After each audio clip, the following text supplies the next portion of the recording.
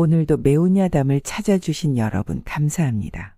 구독과 좋아요를 누르시면 당신에게 항상 행복과 행운이 있을 거예요. 매운 야담 재밌는 이야기 지금 시작합니다. 조선 후기 충청도 깊은 산중 고요한 바위 절벽 아래에는 천년 고찰 청년사가 있었습니다. 이곳에 한 청년 승려가 있었습니다. 이름은 도윤. 27살로 누구보다 먼저 종을 울리고 누구보다 늦게 등불을 끄는 자였습니다. 법문 하나에도 마음을 다해 읊조리는 그에게 속세는 그저 번뇌의 바다에 지나지 않았습니다. 그러던 어느 날 주지 스님께서 한 말씀을 건넵니다. 법회에 쓰일 백춘초는 스님이 직접 다녀오게. 올해는 눈이 일찍 녹아 꽃이 피었을 테니라. 백춘초는 극히 귀한 약초로 봄이 되면 산 북쪽 음지에 사흘 동안만 핀다고 전해졌습니다. 도윤은 고개를 숙이고 대답하였습니다. 예, 법회 전엔 반드시 돌아오겠습니다. 그는 한 줄기 망설임도 없이 짐을 싸들고 산을 올랐습니다. 절집에서의 조용한 삶과 달리 산은 거칠고 들뜬 봄내음으로 가득했습니다. 그러나 그의 평온한 산행은 오래가지 않았습니다. 산등성 너머 갑자기 덩치 큰 멧돼지 한 마리가 나무 사이를 뚫고 튀어나왔던 것입니다. 눈이 벌개진 채 콧김을 뿜으며 돌진하는 멧돼지를 보고 도윤은 순간 고함을 질렀습니다. 짐승이 감히 승려를! 그 말이 채 끝나기도 전에 멧돼지가 돌진해 왔고 도윤은 몸을 틀며 겨우 피했으나 바위 틈에 발을 헛디뎌 비탈길로 구르기 시작하였습니다. 떨어지고 굴러내리고 아랫배에 쿵 소리가 날 때까지도 정신이 돌아오지 않았습니다. 눈앞이 빙글빙글 돌았고 귀에서는 바람 소리만 웅웅 울렸습니다. 그는 가까스로 몸을 일으키며 중얼거렸습니다. 살았나?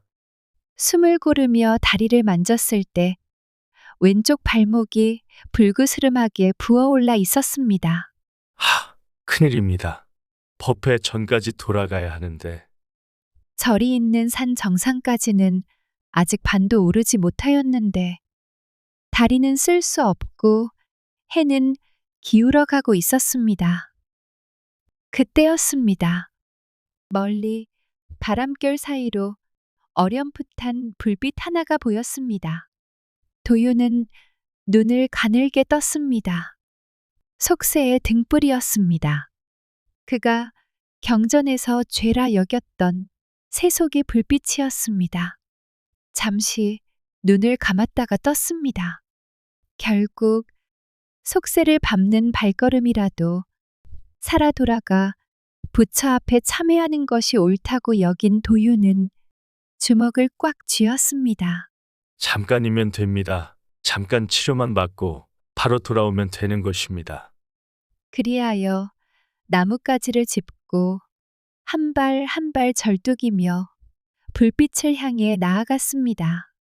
해는 이미 뉘어졌고 그가 도착한 곳은 낮은 담장과 꽃이 핀 정원을 품은 조용한 암자였습니다. 그런데 이 암자는 어딘가 이상하였습니다.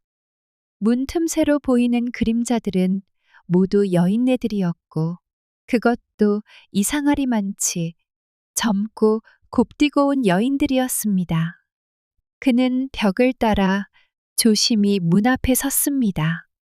그리고 조용히 노크를 하였습니다. 잠시 후 문이 끼익 하고 열렸습니다. 그리고 그 순간 그는 그 여인을 처음 보았습니다. 다홍빛, 민무늬 저고리에 검은 치마, 눈매는 부드러우나 입가에는 장난기 어린 미소가 스쳐 있었습니다. 도윤은 당황한 듯 인사를 올렸습니다. 죄송하옵니다. 다리가 다쳐 잠시 치료만 받고 곧 떠나겠습니다. 여인은 문에 기대선 채 도윤을 한참 바라보더니 입꼬리를 올리며 말하였습니다. 스님, 여긴 그냥 암자가 아니에요. 세상에 지친 여인들이 모여 사는 곳이죠. 도윤은 눈을 끔뻑이며 되물었습니다. 과부들이 모여 사는 곳입니까? 여인은 피식 웃으며 한 발짝 천천히 다가왔습니다. 그리고 그의 귀 가까이 속삭이듯 말하였습니다. 아니요. 세상에서 쫓겨난 여자들이 남자 없는 세상을 꿈꾸며 사는 곳이죠. 그 말에 도윤은 한순간 숨이 막히는 듯 했습니다. 대답을 하기도 전에 여인은 문을 활짝 열며 말하였습니다. 잠시 들른다 하셨죠, 스님? 그 말 꼭 기억하세요. 이곳에 들어온 사람은 쉽게 못 나가거든요. 문 안쪽에선 하얀 저고리의 여인들이 조용한 눈빛으로 낯선 사내를 바라보고 있었습니다. 도윤은 발을 디디는 순간 알 수 없는 기운이 목덜미를 타고 흘렀습니다. 그리고 그 밤 속세와 번뇌를 멀리했던 한 승려는 가장 큰 시험을 마주하게 되었습니다. 환한 미소로 문을 열어준 예쁘장한 여인의 이름은 연화였습니다. 연화는 능숙하게 그의 팔을 붙들더니 자, 이리 오시죠. 약방은 저쪽이에요. 하고는 스님의 거부의지 따윈 무시한 채 끌고 갔습니다. 그 순간 도윤은 번갯불에 마른 장작 타듯 얼굴이 확 달아올랐습니다. 도윤은 발목을 삐끗해 엉금엉금 기어가듯 암자 안으로 들어왔습니다. 그곳은 여인들만 모여 사는 작은 암자였는데 그 안의 분위기는 도윤이 평소 알던 절과는 전혀 다른 느낌이었습니다. 아늑한 공간에는 섬세한 꽃 향기와 은은한 차 냄새가 풍기고 창문 너머로는 봄날의 따스한 햇살이 들어오고 있었습니다. 무엇보다도 그곳의 여성들은 하나같이 자유롭고 여유로워 보였습니다. 도윤은 긴장된 어깨를 풀며 한숨을 내쉬었습니다. 저기 잠시만 쉬어도 될까요? 물론이죠. 발목이 다쳤다고 하셨죠? 연화가 살짝 웃으며 도윤을 바라보았습니다. 연화는 한 손으로 도윤을 받쳐주며 그를 침대 쪽으로 안내했습니다. 도윤은 어색하게 몸을 움직였습니다. 네, 조금만 쉬면 나을 것 같습니다. 걱정하지 마시고 이곳에서 편히 쉬고 가세요. 연화는 도윤을 침대에 앉히며 천천히 발목을 살폈습니다. 그는 불편한 마음에 고개를 숙였습니다. 연화의 손길이 다소 익숙하지 않은 느낌이었습니다. 그는 여태까지 여인들에게 이처럼 신경을 써본 적이 없었기에 어떻게 대해야 할지 몰라 자꾸만 당황스러웠습니다. 어머, 스님 발목이 꽤 심하게 삐었네요. 아프겠어요. 연화가 살짝 놀란 듯 말하며 그의 발목에 약을 바르기 시작했습니다. 그 손길이 따뜻해서인지 도윤은 더 어색해졌습니다. 네, 빨리 나으면 좋겠습니다. 그렇게 쉽게 나을 것 같진 않네요. 여기서 좀 쉬어야 할 것 같아요. 연화는 천천히 약을 바르며 도윤을 바라보았습니다. 도윤은 약간 당황한 표정을 지었습니다.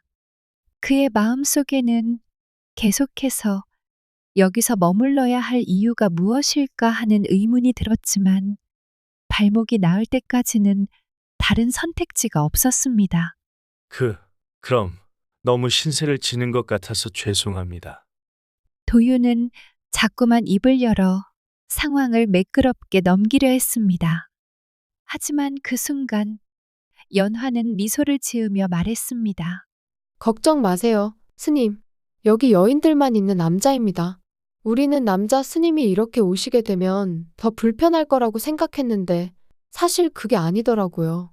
처음에는 당황했어요. 도윤은 한참을 생각하다가 고개를 끄덕였습니다. 여기 정말 여인들만 있는 곳인가? 내가 어떻게? 그런 생각이 머릿속을 스쳤습니다. 그런데 그 순간 연화가 발목에 묻은 약을 살살 문지르며 웃었습니다. 하지만 스님, 도와줄 수 있어서 기쁩니다. 어쩌면 다친 발목 덕분에 만날 수 있었던 걸지도 모르죠. 그건 아니죠. 그냥 너무 어색해서. 도윤은 그 말을 하며 얼굴이 붉어졌습니다. 연화는 그의 표정을 보고 또 웃었습니다. 어색해 하시는 모습도 꽤 귀엽네요. 걱정 마세요. 다들 친절하고 여유로운 분들이니까 불편함은 없으실 거예요. 저도 처음에는 그랬지만 시간이 지나니 그냥 자연스럽더라고요. 도윤은 연화의 말에 고개를 끄덕였지만 마음은 여전히 복잡했습니다. 여인들만 있는 이곳에서 내가 무엇을 해야 할까? 그는 계속해서 의문을 품었지만 그와 동시에 연화의 유쾌한 미소와 말투가 그의 마음속에서 조금씩 다가오기 시작했습니다. 연화는 치료를 마치고 도윤에게 따뜻한 차를 권했습니다. 조금 더 쉬세요. 차 한 잔 드시고 마음도 편하게 가지세요. 도윤은 차를 마시며 잠시 생각에 잠겼습니다. 여전히 이곳에 머무는 것이 불편했지만 그가 느끼는 묘한 감정은 점차 더 강해졌습니다. 이 여인은 왜 이렇게 편안한 느낌을 주는 걸까? 그 순간 암자 안에서 다른 여인들이 도윤을 호기심 어린 눈빛으로 바라보며 조용히 이야기를 나누고 있었습니다. 그들의 시선이 느껴지자 도윤은 불편해지며 자꾸만 시선을 피했습니다. 연화는 그 상황을 재치 있게 넘기며 도윤의 어색함을 풀어주려 노력했습니다. 스님, 괜찮으세요? 여긴 모두 친근한 사람들이니까 걱정 마세요. 그리고 저도 가끔은 여기에 새로운 사람들 오면 저렇게 궁금해하곤 해요. 아, 네. 감사합니다. 도윤은 그 말에 조금 안도하며 고개를 끄덕였습니다.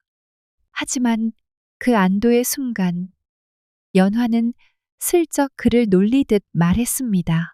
스님, 그렇게 멋지게 앉아 있으면 여인들이 다들 관심을 가질 수도 있겠네요. 그건 그럴 리 없어요. 도윤은 순간 당황하며 말을 빠르게 이었습니다. 그냥 불편해서 저는 그런 사람이 아니거든요. 연화는 도윤의 말에 미소를 지으며 말했습니다. 아, 그렇군요. 걱정 마세요, 스님. 제가 도와줄게요. 그리고 그 대화는 계속 이어졌으며 도윤은 점점 연화에게 끌리기 시작했습니다. 하지만 그가 깨닫기 시작한 것은 연화는 그가 예상을 벗어난 사람이라는 사실이었습니다. 그리고 그런 사람에게서 느껴지는 따뜻함과 웃음이 그의 마음을 점차 흔들기 시작했습니다. 암자에 머문 지 어느덧 보름이 지났습니다. 도윤은 어느새 땔감을 나르고 장독 뚜껑을 여닫는 법도 익숙해졌습니다. 말쑥한 한복 차림에 발목엔 붕대만 덧댄 채 정좌해 콩을 고르는 모습은 어찌나 단정한지 과부들 사이에선 살림 잘할 것 같은 스님이라는 말까지 돌 정도였습니다. 스님, 고추장은 드실 줄 아십니까? 예, 이걸 자꾸 집어 드시길래요. 맵지 않으세요? 연화가 장독대 옆에서 엎드려 웃으며 물었습니다. 도윤은 들키기라도 한 듯 손을 뒤로 감췄습니다. 맛이 익숙해서 조금만 맛보았습니다. 그 익숙한 맛이 절집 맛이 아니라 보살님 김치 맛이던데요? 예, 어제 장터에서 데려온 그 보살님이요. 스님께 국을 2번이나 더 드렸거든요. 연화는 입꼬리를 살짝 올리며 말했습니다. 웃고 있었지만 도유는 어쩐지 그 표정이 섬뜩하게 느껴졌습니다. 장터에서 만난 보살은 사찰에 약재를 들여다주는 상인의 딸로 고운 말씨에 웃음이 많아 암자 사람들 모두가 좋아했습니다. 도유는 그저 인사만 나눴을 뿐이었지만 연화의 반응은 꽤나 날카로웠습니다. 아, 그분은 약초를 전해주셔서 잠시. 아, 그러셨군요. 그래도 그 보살님, 스님 보실 때마다 얼굴이 환해지던데요. 아주 봄볕처럼요. 그건 오해이십니다. 오해? 스님이 그렇게 말씀하시니 오해겠죠. 스님은 늘 그런 식이시니까요. 도유는 무슨 말을 더 해볼까 하다가 입을 다물었습니다. 괜히 더 해명했다가는 불난데 부채질일 것 같았습니다. 그날 저녁 연화는 평소보다 늦게 식사 자리에 나타났고 말없이 국물만 떠먹었습니다. 다른 과부들이 도윤에게 말을 걸며 웃는 와중에도 연화는 숟가락만 내려다보고 있었습니다. 연아 씨, 혹시 기분이 안 좋으십니까? 제가요? 아니에요. 왜요? 아니, 말씀을 안 하셔서. 스님, 요즘엔 말씀 나눌 상대가 많으시잖아요.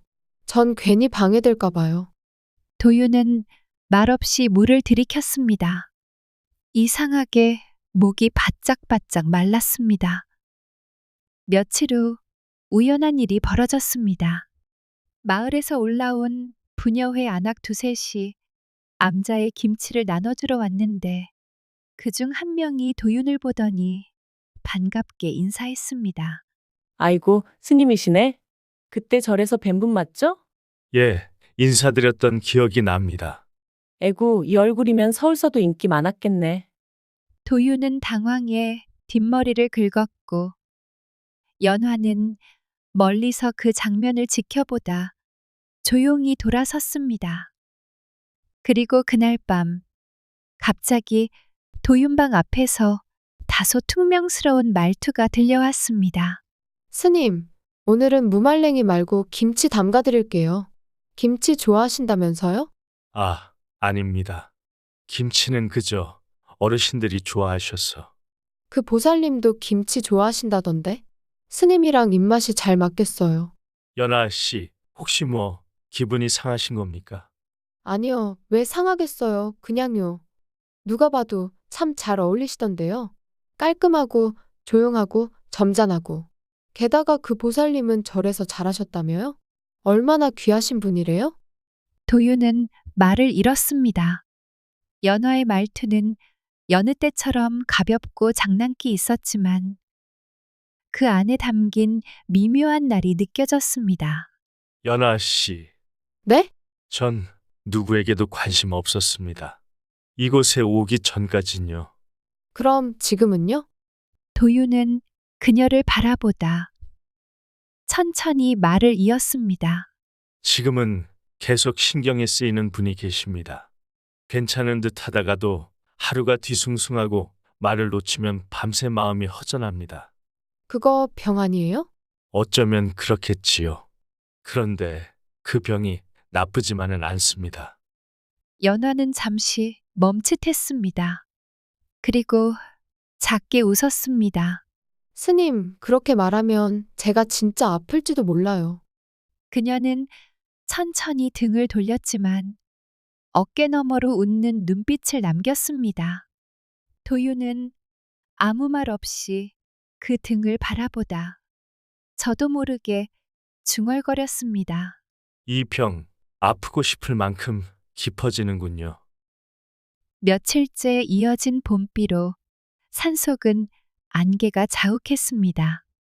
장독대 옆 느티나무에 앉아 책을 읽던 도윤은 안개 너머에서 분주한 기척이 들리자 고개를 들었습니다. 도련님, 아니, 스님. 부엌일을 돕던 처녀 하나가 달려왔습니다. 연아 언니가 아직 안 돌아오셨습니다. 산 아래 마을에 약초를 구하러 가신다고 하셨는데 돌아오시기로 1시각을 넘겼습니다. 도윤은 조용히 책을 덮었습니다. 혼자 다니셨습니까? 네, 비 오기 전에 다녀오신다고 하셨는데 아무래도 길을 잃으신 것 같습니다. 잠시 망설이던 도윤은 장삼을 여미고 자리에서 일어났습니다. 제가 다녀오겠습니다. 정말요? 감사합니다, 스님. 안개가 자욱한 산길은 생각보다 험했습니다. 비에 미끄러진 바위들 사이로 조심스럽게 발을 내디디며 도윤은 주위를 살폈습니다. 그때 희미하게 들려오는 소리가 있었습니다. 아야, 바위 아래쪽 한 손으로 발목을 부여잡고 있는 연화가 있었습니다. 그녀는 젖은 저고리 자락을 한 손으로 쓸어 올리며 도윤을 바라보았습니다. 스님, 연아 씨, 괜찮으십니까? 괜찮습니다. 아니, 사실은 좀 발을 삐었습니다. 도윤은 숨을 가다듬으며 그녀 곁에 앉았습니다. 그리고 그녀의 볼에 묻은 진흙을 조심스럽게 닦아냈습니다. 가만히 계십시오. 움직이면 더 다치십니다. 도윤은 자신의 도포를 벗어 그녀의 어깨 위에 덮었습니다. 이렇게 해도 괜찮겠습니까? 비를 맞고 계시면 더 곤란하십니다. 그리고 지금은 저도 조금 걱정이 됩니다. 그 말에 연화의 눈동자가 흔들렸습니다. 도윤이 그녀의 발을 살피며 자세를 낮추는 순간 그녀의 머리칼이 그의 뺨을 스쳤습니다. 두 사람 모두 숨을 멈췄습니다. 스님, 네, 혹시 요 며칠 저 때문에 불편하셨습니까? 아닙니다. 오히려 편안했습니다. 그렇다면 왜 저를 그렇게 피하셨습니까? 그건 제가 피해야 할지도 모른다고 생각했기 때문입니다. 연화는 잠시 고개를 숙였다가 곧 작게 웃었습니다. 그럼 제가 스님께 조금은 영향을 미쳤다는 말씀이네요. 그렇다고 해도 그건 도리에 어긋나는 감정일지도 모릅니다. 연화는 도윤의 손목을 살짝 잡고 장난기 섞인 미소로 말했습니다. 그럼 어긋나면 어긋난 대로 가면 안 될까요? 그 순간 나뭇가지 사이로 햇살이 잠깐 내려앉았습니다. 흐릿한 안개 속에서 그녀의 젖은 머리칼에 맺힌 빗방울이 반짝였습니다. 도윤은 그 순간 자신도 모르게 그녀의 얼굴을 오래도록 바라보았습니다. 연화는 그 시선을 피하지 않았습니다. 대신 살짝 고개를 기울이며 말했습니다.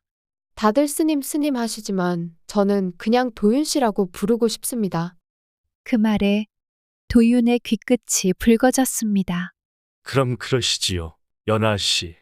도윤 씨, 그 짧은 호칭 하나에 말보다 많은 뜻이 담겨 있었습니다. 그날 밤 암자로 돌아온 도윤은 자리에 누웠지만 좀처럼 잠들 수 없었습니다. 그리고 연화 역시 도윤의 도포를 곁에 두고 눈을 감은 채 미소를 지었습니다. 며칠 뒤 암자의 한 무리의 손님이 도착하였습니다. 연화의 먼 친척이라는 과부들이었습니다. 이 중 가장 젊은 과부 미양은 처음부터 도윤에게 관심을 보이며 수시로 그의 곁을 맴돌았습니다. 스님, 저도 참선 같은 거 해보면 안 되겠습니까? 참선은 마음을 비우는 일입니다. 괜한 기대는 내려놓으시는 게 그렇다면 마음이 비워질 때까지 계속 와도 되겠지요? 도윤은 애써 웃으며 고개를 끄덕였습니다. 그러나 그 모습을 멀리서 본 연화는 괜히 바구니에 담긴 쑥을 세게 눌러 담았습니다. 부엌에서는 은근한 수근거림이 오갔습니다. 미양 저 처자 스님 옆에 찰싹 붙어서 연아 언니는 왜 아무 말도 안 하십니까? 글쎄요, 설마 질투하시는 걸까요? 그날 밤 연화는 마루에 앉아 조용히 차를 끓이고 있었습니다. 마침 도윤이 우연히 지나가다가 그 모습을 보고 걸음을 멈추었습니다. 차 끓이시는 겁니까? 예. 오늘은 잠이 오지 않아서요. 저도 그렇습니다. 잠시 침묵이 흘렀습니다. 연화는 조심스럽게 물었습니다. 요 며칠 미양 씨와 자주 함께 계시더군요. 그렇긴 합니다만 혹시 좋으신 겁니까? 도윤은 놀라 고개를 돌렸습니다. 그럴 리가요. 저는 그저 그저라니요. 미양 씨가 참선이든 뭐든 물어볼 때마다 다 받아주시던데요. 그건 제가 스님이니까요. 불편하게 느끼셨다면 사과드립니다. 제가 왜 불편하겠습니까? 스님이 어떤 분이신지 제가 제일 잘 아는데요. 그 말에 도윤은 조심스럽게 그녀를 바라보았습니다. 혹시 연하 씨는 저를 그런 눈으로 보십니까? 연화는 잠시 시선을 피하더니 이내 찻잔을 그의 쪽으로 밀며 말했습니다. 아니요. 그런 눈 아닙니다. 다만 제가 제일 먼저 그런 눈으로 보기 시작했을 뿐이지요. 그 말에 도윤의 입술이 살짝 떨렸습니다. 그렇다면 저도 그런 눈으로 봐도 되겠습니까? 연화는 미소를 지으며 고개를 끄덕였습니다. 그건 제가 먼저 허락한 것입니다. 그리고 두 사람 사이에는 오래된 침묵 같은 따뜻한 정적이 흘렀습니다. 문틈 사이로 스며든 봄바람이 마루를 스치자 도윤은 조심스럽게 그녀의 손등 위에 손을 얹었습니다. 이제 돌아가셔야 하는 것이지요? 연화의 말에 도윤은 잠시 고개를 숙였다가 이내 차분히 말했습니다. 예. 하지만 다음 봄에는 다시 이곳으로 오겠습니다. 봄마다요? 그보다 더 자주일 수도 있습니다. 연화는 웃었습니다. 그땐 스님 말고 도윤 씨로 오세요. 그날 밤 산속 암자에 고요히 내리는 봄비처럼 두 사람의 마음에도 조용한 변화가 내렸습니다. 언뜻 보면 아주 작은 일이었지만 누구보다 큰 용기가 담긴 봄밤이었습니다. 얼마 후 암자의 봄이 깊어지자 산 벚꽃이 담장을 타고 흐드러지게 피었습니다. 그날도 연화는 혼자 툇마루를 쓸고 있었습니다. 바람에 실려온 꽃잎들 속에서 무언가 빨간 물체 하나가 툭 하고 그녀의 발끝에 떨어졌습니다. 응? 이게 뭐지? 작은 붉은 봉투였습니다. 펴보니 도윤이라는 이름이 쓰여 있었고 그 안에는 서툰 붓글씨로 적힌 짧은 편지 한 장이 들어 있었습니다. 스님, 당신을 생각하면 마음이 고요해지지 않습니다. 이 감정을 부정할 수 없어 이렇게라도 전합니다. 연화는 순간 멍해졌습니다. 편지를 들고 대문을 향해 고개를 돌리자 누군가 후다닥 달아나 담장 뒤로 사라지는 뒷모습이 보였습니다. 그날 저녁 암자 안은 벌집을 쑤셔놓은 듯 시끄러워졌습니다. 아니, 누가 스님한테 연정을 품은 걸까? 이 암자의 남자는 그 양반 하나뿐인데 뭐 사람이니까요. 아이고, 설마 스님이 마음 주신 건 아니겠지요? 과부들은 서로 입을 맞대며 추측을 이어갔습니다. 누군가는 암자 근처 오미자밭 과부를 지목하였고 또 누군가는 장터에서 도윤과 눈을 마주쳤다는 누군가의 조카딸 이야기를 꺼냈습니다. 연화는 아무 말도 하지 않았습니다. 다만 그날 밤 평소보다 오래도록 창밖을 바라보며 혼자 술 한 잔을 기울였습니다. 왜 이렇게 신경이 쓰이지? 며칠 후 도윤이 작은 연못가에서 경전을 읽고 있을 때였습니다. 연화가 다가왔습니다. 얼굴엔 평소처럼 웃음이 걸려 있었지만 눈빛은 조금 달라 보였습니다. 스님, 요 며칠 마음이 복잡하신가 봅니다. 예. 아닙니다. 경전을 읽고 있었습니다. 혹시 누구 생각을 하신 건 아닐까요? 연서라도 받은 분은 좀 흔들릴 수도 있지요. 도윤은 말없이 고개를 갸웃했습니다. 연화는 가볍게 웃고 자리를 지나쳤지만 그 뒷모습엔 묘한 긴장감이 감돌았습니다. 그러나 그날 이후 연화는 도윤에게 조금 더 부드럽게 대하였고 도윤은 연화의 말 한마디에 괜히 귀를 기울이게 되었습니다. 그리고 두 사람은 아직 알지 못하였습니다. 그 편지를 쓴 장본인은 사실 암자에서 가장 수줍은 과부 은실이었다는 것을요. 며칠 후 연화는 다시 한번 산길을 걸었습니다. 암자 안의 분위기는 여전히 묘했습니다. 도윤과 은실의 관계를 놓고 사람들 사이에서는 오해가 가득하였고 그런 시선들이 연화의 마음을 더욱 불편하게 만들었습니다. 그때 은실이 연화에게 조심스레 다가왔습니다.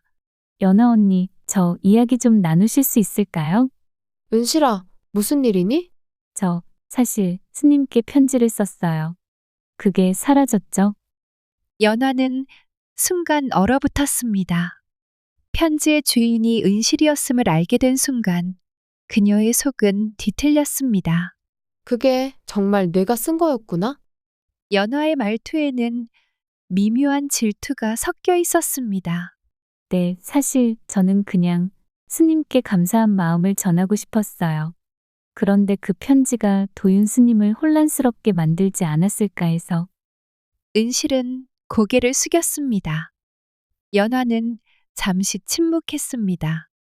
그녀의 마음속에서 복잡한 감정이 솟구쳤습니다.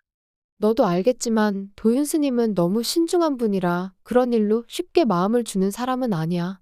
그렇지만 스님을 좋아한다고 느꼈어요. 그냥 한번 표현하고 싶었어요. 물론 그게 너무 서툴렀던 것 같아요.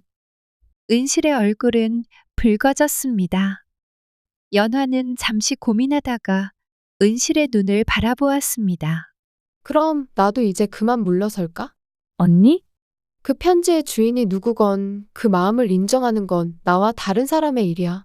나도 스님을 존경하지만 그런 감정을 느낄 순 없어.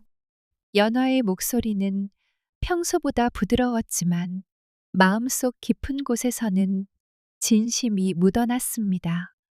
그 순간 두 사람 사이에 무언의 대립이 있었습니다. 연화는 그동안 도윤에 대한 감정을 숨기고 있었습니다. 그녀는 그가 아무것도 모른 척 계속 자신을 무심히 대할 것이라 믿었습니다. 하지만 은실과의 대화를 통해 연화는 그동안 감춰왔던 마음을 이제서야 인식하게 되었습니다. 그럼 은실아, 나는 이제 내가 스님에게 마음을 전했다는 것에 대해 반응하지 않을 거야. 하지만 이것 하나만은 알아두렴. 마음의 길이 때로는 잘못된 방향으로 갈 수도 있다는 걸. 연화는 씁쓸한 미소를 지었습니다. 그 후 연화는 도윤을 자주 만났습니다. 매번 그를 마주할 때마다 조금씩 그의 눈빛이 달라지는 것을 느꼈습니다. 도윤은 연화에게 여전히 예의 바르고 신중하게 대했지만 그 안에서 묘한 감정의 흔들림이 있었습니다. 어느 날 도윤은 연화에게 말했습니다. 연아 씨, 그날의 편지 사실 은실이 쓴 것이라며 그게 왜 사라졌는지 모르겠어요. 내가 너무 놀랐던 것 같아요. 사실 그 편지를 받은 이후로 내 마음이 좀 복잡해졌어요.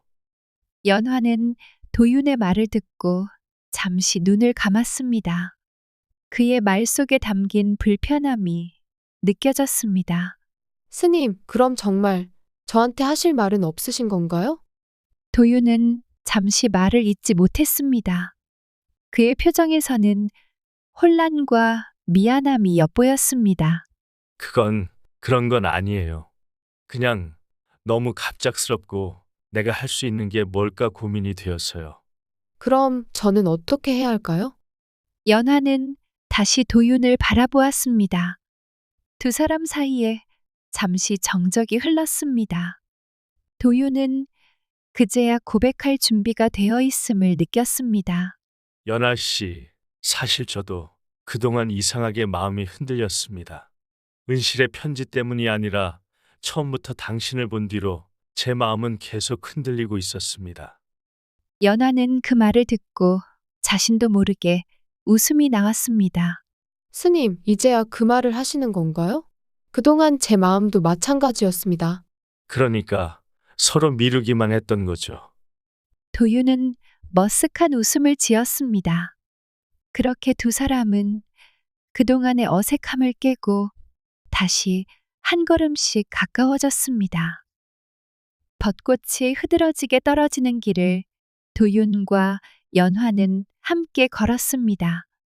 도윤은 이제 속세의 법도와 승려로서의 길을 조금 내려놓고 연화에게 마음을 열기로 결심한 상태였습니다. 그러나 그가 말을 꺼내기 전 연화는 그가 말할 타이밍을 놓치지 않으려 조용히 기다리고 있었습니다. 도윤 스님, 연화가 입을 열었습니다. 혹시 스님도 저처럼 벚꽃이 흩날리는 이 순간이 좋으신가요? 물론이지요. 도윤은 대답했습니다. 하지만 그 순간 연화가 장난기 가득한 표정을 지으며 웃기 시작했습니다. 그럼 스님, 저랑 이 벚꽃길을 같이 걷는 거 괜찮으신 거죠? 연화가 도윤을 유심히 바라보며 장난스럽게 물었습니다. 도윤은 순간 당황했습니다. 그 질문의 의도를 정확히 알지 못하고 얼굴이 붉어졌습니다. 그게 무슨 뜻인가요? 연화는 도윤의 당황한 모습을 보고 조금 더 유쾌하게 웃었습니다. 그냥 스님이 이렇게 벚꽃을 좋아하신다면 앞으로도 계속 같이 벚꽃을 보러 다닐 수 있을지 궁금해서요. 도윤은 그 질문에 제대로 대답할 기회를 놓쳤고 연화는 살짝 다가가 도윤의 팔꿈치를 가볍게 쳤습니다. 스님도 저를 좋아하시죠? 도윤은 순간 말문이 막혔습니다. 연화가 그토록 당당하게 물어오자 그의 마음이 떨렸습니다. 도윤은 잠시 눈을 감고 깊게 숨을 들이켰습니다. 연아 씨, 저는 제가 무슨 말을 하는 건지 알지 못한 채 그냥 그동안 스님으로서의 책임을 지고 살아왔습니다. 그런데 이젠 그 모든 게 무의미하다는 걸 알게 됐습니다. 사실 마음속에서 연아 씨를 좋아한다고 생각한 적은 없었습니다만 매일 당신과 함께 시간을 보내고 웃고 떠드는 동안 점점 당신을 놓을 수 없게 되었습니다. 연화는 그의 말에 살짝 웃으며 말했습니다. 그럼 이제 스님이 제 마음을 알게 되신 건가요? 도윤은 자신도 모르게 고개를 끄덕였습니다. 네, 맞습니다. 이제야 알게 되었습니다. 연아 씨가 제 마음에 들어 있다는 걸. 그 말에 연화는 갑자기 쑥스러워하며 얼굴을 붉혔습니다. 스님, 정말 그러신 건가요? 네, 도윤은 확신에 찬 목소리로 말했습니다. 이제 더 이상 숨기지 않겠습니다. 연아 씨와 함께하고 싶습니다. 연화는 갑자기 도윤의 팔을 잡고 미소를 지었습니다. 그럼 스님, 저랑 벚꽃 보러 가실래요? 그럼요, 같이 갑시다. 도윤은 그녀의 손을 꽉 잡았습니다. 그런데 그 순간 벚꽃잎 한 송이가 도윤의 머리 위로 떨어지자 연화는 웃음을 참지 못하고 도윤의 머리 위에 떨어진 꽃잎을 살짝 치워주었습니다. 스님, 머리에 꽃잎이 떨어졌어요. 이 꽃잎이 스님의 마음도 담고 있는 것 같네요. 도윤은 얼굴이 붉어지며 어색하게 웃었습니다. 그렇다면 이 꽃잎은 연아 씨에게 바치는 것 같네요. 이 꽃잎이요? 그러면 저는 이 꽃잎을 스님의 마음처럼 소중히 간직해야겠네요. 연화는 웃으며 도윤의 손을 잡고 길을 걸었습니다. 그들이 함께 걸으며 웃음이 가득한 시간 속에서 도윤은 연화와 함께 있을 때만큼은 이 모든 것이 진짜 행복이라 느꼈습니다. 벚꽃이 날리는 길에서 그들의 마음도 함께 싹 텄습니다. 도윤은 지금 이 순간이 너무나도 완벽하다는 것을 느끼며 연화의 손을 조금 더 꽉 잡았습니다. 연아 씨, 도윤이 말없이 웃으며 그녀의 얼굴을 바라보았습니다. 네? 연화는 그에게 고개를 돌리며 긴장된 듯한 표정을 지었습니다. 이 순간이 좋습니다.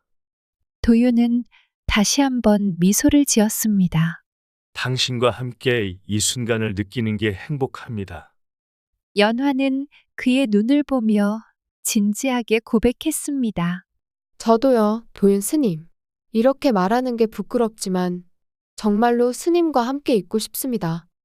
그 순간 벚꽃잎이 하늘에서 내려와 두 사람의 얼굴을 스쳐갔습니다. 도윤은 연화의 손을 잡고 말했습니다. 그럼 앞으로 매년 이 벚꽃길을 함께 걸을 수 있을까요? 연화는 그 물음에 부끄럽게 웃으며 답했습니다. 그럼요, 스님. 매년 함께 걸어요. 두 사람은 다시 벚꽃을 바라보며 손을 맞잡았습니다. 그들 사이에 불안함은 없었습니다. 이제 그들은 서로의 마음을 알았고 그 마음을 함께 나누기로 결심하였습니다. 벚꽃이 흩날리는 그 길에서 도윤과 연화는 서로의 마음을 확인하며 따뜻한 미래를 향해 함께 나아갔습니다. 이제 그들의 이야기는 막 시작된 것입니다. 즐거우셨다면 구독과 좋아요 댓글 부탁드립니다. 매운 야담, 더 매운 이야기로 다시 돌아오겠습니다. 지금까지 매운 야담이었습니다. 즐거운 하루 보내세요.